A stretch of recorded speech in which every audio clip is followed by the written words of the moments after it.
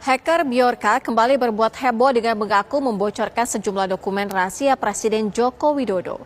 Tak hanya Presiden Joko Widodo, hacker Bjorka juga mengaku membocorkan dokumen rahasia Badan Intelijen Negara atau BIN.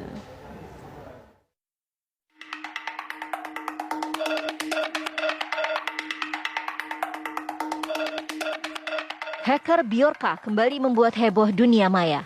Tak tanggung-tanggung, kali ini hacker tersebut mengaku telah membocorkan dokumen rahasia negara, yaitu dokumen rahasia Presiden RI dan Badan Intelijen Negara. Ia menyebut membocorkan dokumen rahasia Presiden RI berupa transaksi surat tahun 2019 hingga 2021. Setelah data Presiden Joko Widodo, Bjorka berjanji akan membocorkan data My Pertamina yang menurutnya dilakukan demi mendukung unjuk rasa memprotes kenaikan harga BBM.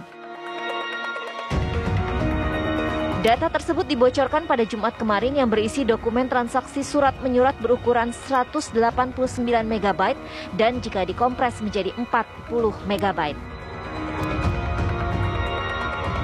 Sebelumnya, hacker Bjorka membocorkan 105 juta data pemilih pemilu KPU yang diperjualbelikan di forum online. Bjorka juga mengklaim memiliki 1,3 miliar data registrasi SIM card prabayar Indonesia yang isinya meliputi nomor induk kependudukan atau NIK, nomor telepon, operator seluler, hingga tanggal registrasi. Terkait hal ini, Bjorka sempat membalas pesan dengan pihak Kementerian Komunikasi dan Informasi yang memintanya untuk tidak menyerang pemerintah. Di situs forum Bridge to Bjorka hanya merespon "Stop being an idiot" yang ditujukan kepada Kominfo. Tim TV One mengabarkan.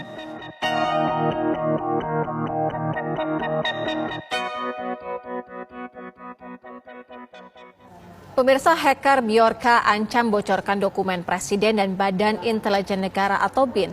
Sebelumnya, hacker Bjorka juga membocorkan 105 juta data pemilih pemilu KPU yang diperjualbelikan di forum online. Lalu benarkah data rahasia Presiden terancam dibocorkan? Apa motif hacker Bjorka melakukan hal tersebut? Kita akan membahasnya bersama kami. Sudah ada Wawan Purwanto dari pihak Badan Intelijen Negara atau BIN dan juga ada dari Komisi 1 DPR RI, Dave Laksono. Selamat petang Bapak-Bapak.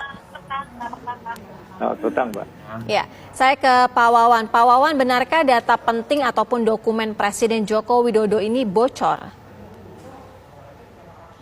Ini setelah kami cek ya, ternyata itu hoax, Mbak. Tidak. Di data kami tetap aman terkendali, tetap terenkripsi dalam yang dilakukan secara berlapis. Apalagi kalau itu surat menyurat kepada user RI1, tentu itu kita lakukan dengan kripto, dan kriptonya itu tiap waktu bisa berubah. Oleh karenanya saya melihat tidak ada kebocoran di situ, sehingga apa yang muncul di publik ya dalam waktu beberapa hari belakangan ini telah saya cek itu hoax, demikian. Iya, Pak Wawan, kalau hoax kenapa ada ancaman bahwa data itu bocor? Apakah sebenarnya benar-benar ada data tersebut sudah dipegang atau seperti apa?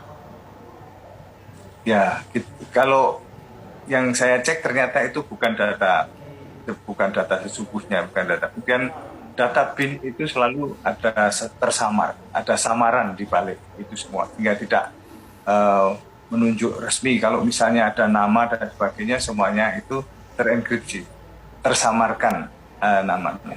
Oleh karenanya apa yang setelah saya cek dari yang muncul di situs itu tidak benar. Oleh karenanya saya menyatakan bahwa itu hoax ada. Demikian. Iya.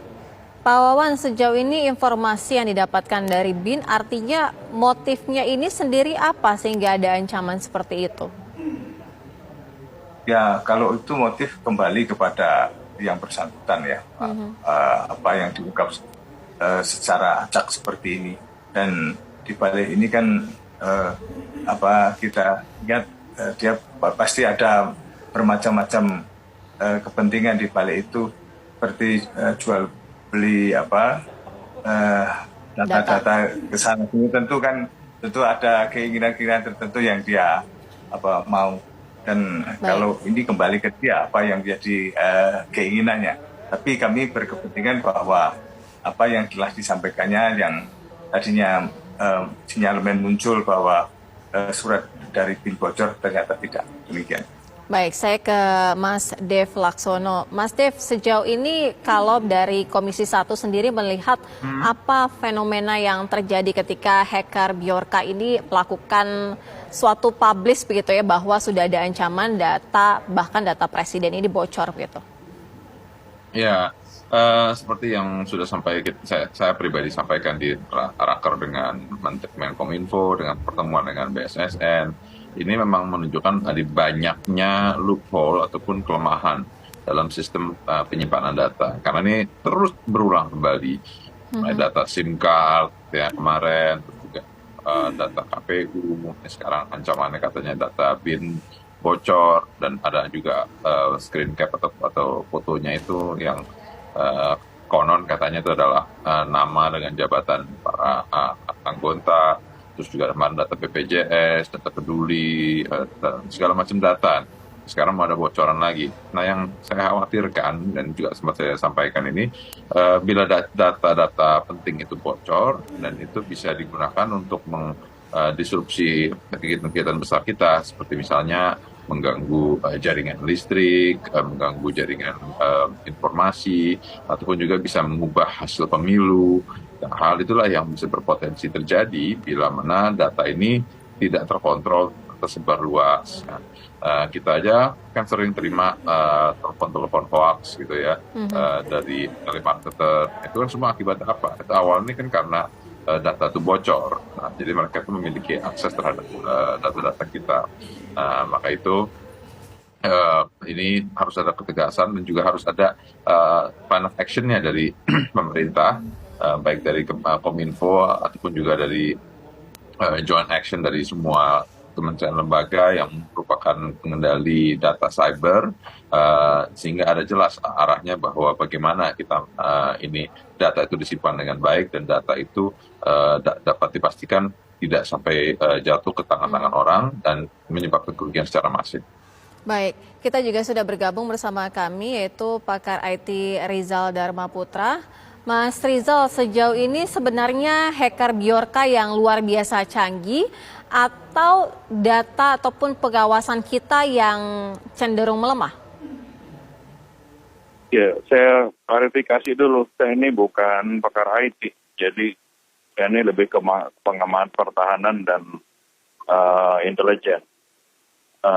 Jadi, kalau menurut saya ini kan apakah data itu bocor atau tidak, yang bisa mengklarifikasinya hanya BIN itu sendiri, BSSN, dan juga sebagai representasi dari masyarakat adalah Komisi 1, terutama yang berkaitan dengan Komite Intelijen. Nah, jadi hanya ketiga lembaga tersebut yang bisa saling meng-cross-check apakah bocor atau tidak. Nah, sekarang mungkin di sini ada Bung Dev dari Komisi 1 yang harus bisa untuk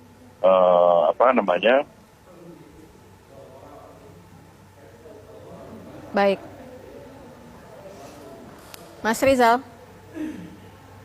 Baik, kita kembali ke Mas Dev Laksono. Mas Dev, sejauh ini artinya pengawasan yang akan seperti apa lagi sehingga tidak ada dokumen-dokumen yang dikatakan bahwa itu bisa bocor, kemudian NIK ini tersebar kemana saja begitu?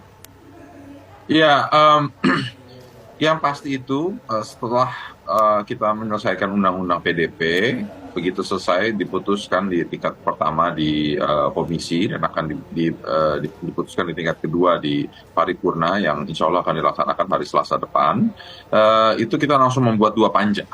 Ya, panja pertama yaitu adalah panja kebocoran data, ya, terus lalu panja kedua adalah panja judi online. Itu saya dari Golkar dengan teman-teman sepakat untuk mendorong dua panja tersebut untuk memastikan dan juga mencari tahu persis kendala persoalan seperti apa. Dan juga dengan adanya selesainya undang-undang PDP, ini sudah memberikan alat hukum bagi pemerintah untuk melakukan membuat baik